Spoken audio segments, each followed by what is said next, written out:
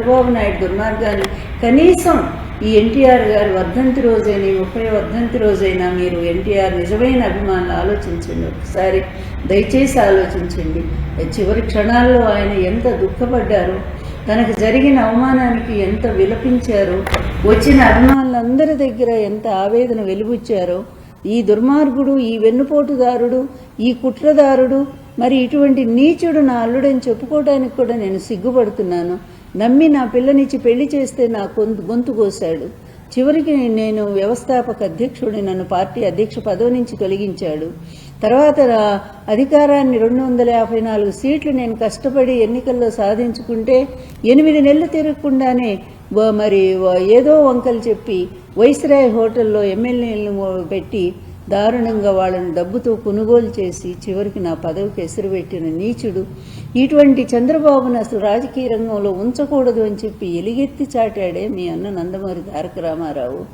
ఆయన కళ్ళ నీళ్లతో కాదు, రక్తపు బాష్పాలతో ఆయన చెప్పాడే ఆ దుర్మార్గుడు తనకు చేసిన అపకారాన్ని గురించి. వీటన్నిటిని గురించి దయచేసి మీరు ఆలోచించరా? బాధపడరా? ఆవేదన లేదా? ఎంతసేపు ఈ చంద్రబాబు చెప్పే అబద్ధాల చరిత్రనే ఫాలో అవుతారా? ఇప్పటికైనా కళ్ళు తెరవండి. ఈ నీచుడు చేసిన పాపాలని ఒక్కసారి సమీక్షించుకోండి. అప్పటి నుంచి ఇప్పటి వరకు కూడా 2 రాష్ట్రాలు, ఉభయ రాష్ట్రాలు ముఖ్యమంత్రిగా ఉన్నప్పుడు ప్రజల్ని పీడించు తిన్నాడు.